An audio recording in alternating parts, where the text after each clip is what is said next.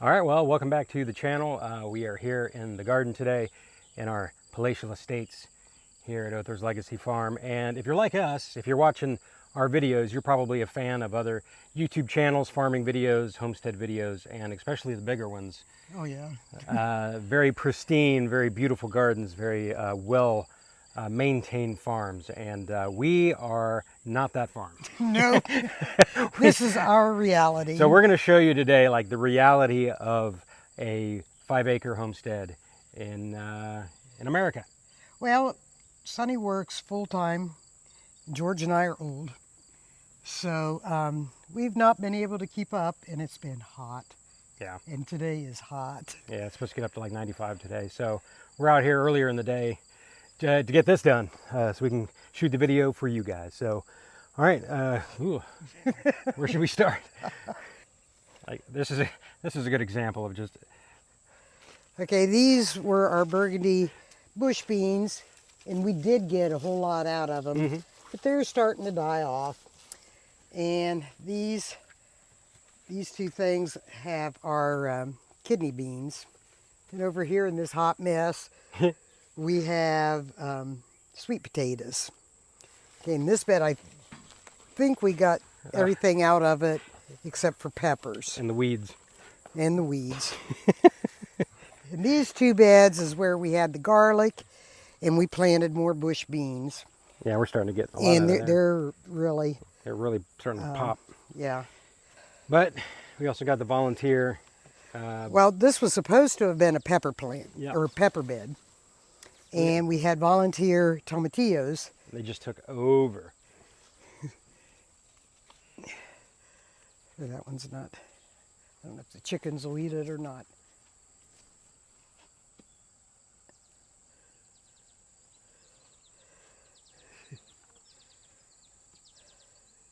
The zucchini, it's About done, isn't it? yeah, it's about done. And the cucumbers, they're about done. And we have something hiding over here. This was the strawberry bed.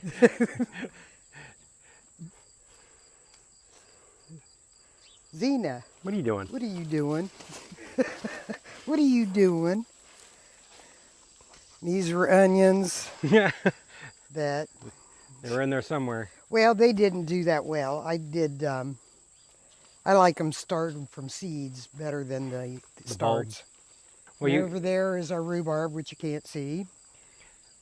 And we just have such great designs on like maintaining the weeding, but it's... The wintertime I spent all winter planning and stuff like this. Springtime we work our butts off. And then midsummer I have a love-hate relationship with the garden. The Brussels sprouts. Yeah, they're looking pretty good. They'll be...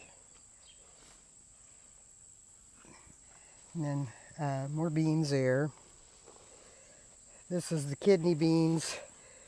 They're getting just about ready to, because we have to let them dry out. The real pains are these. Huh? The grass clumps that grow in between the... Those are such a pain. The tomato plant she's in.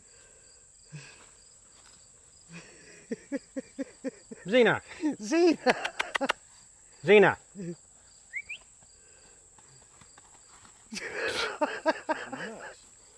Look at her. Oh my goodness.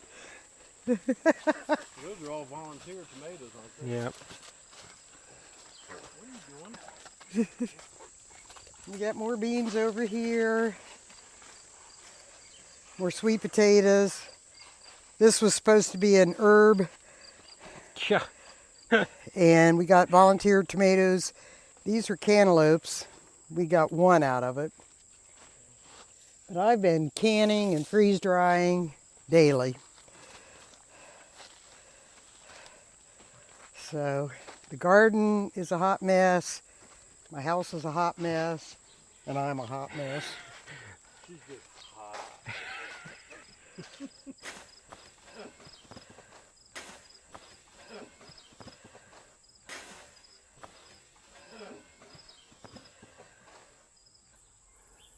So the watermelon is growing in here.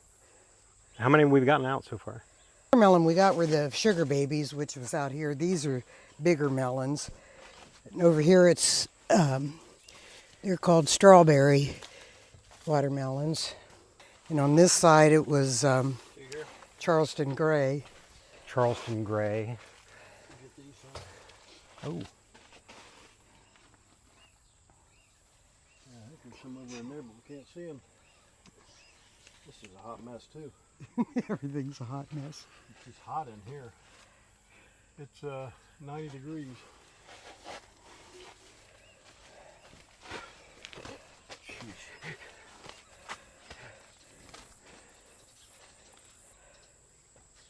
I'd play Welcome to the Jungle if we wouldn't get a copyright strike.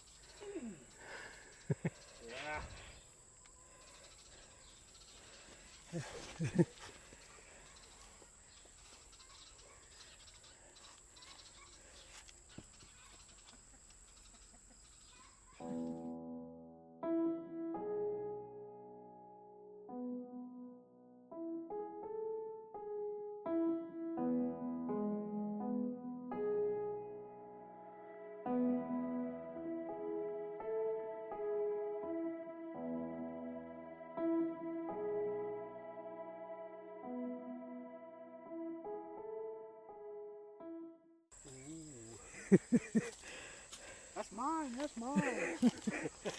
So we're actually having a corn harvest this season. Yeah, would have been a lot more.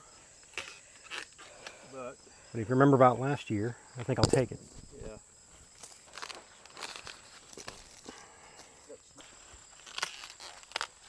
I'm gonna do it different next year. What are you gonna do next year? Raised bed, a couple of raised beds. I'm gonna put a cage around to keep the squirrels out of it, or whatever's getting.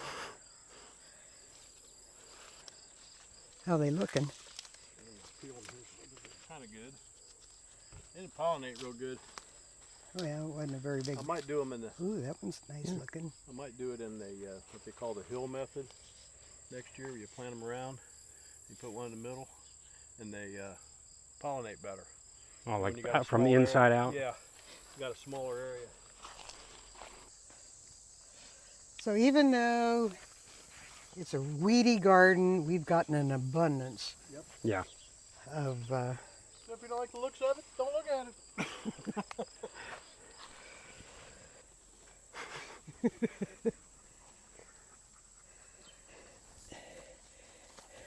What are you doing, pup?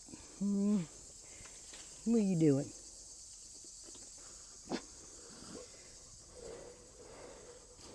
If you followed our channel for any amount of time, you may remember this thing, this water tank that we insulated and put in here. The foundation just totally sank, and it was an absolute failure. The soil around here is clay for the most part, and so we thought that what we dug out there and then the cinder blocks would have been okay, but it is not. It is much softer there than it is on even this part of the ground. So it shifted and it's leaning. You can even see it. So what we're going to do is we're going to put cement. We're almost like decking. We'll put like a deck we're going to anchor it down to the ground. We're going to level it out. We're going to make sure it's all good and safe. So that's another project, but epic fail. What's up, guys?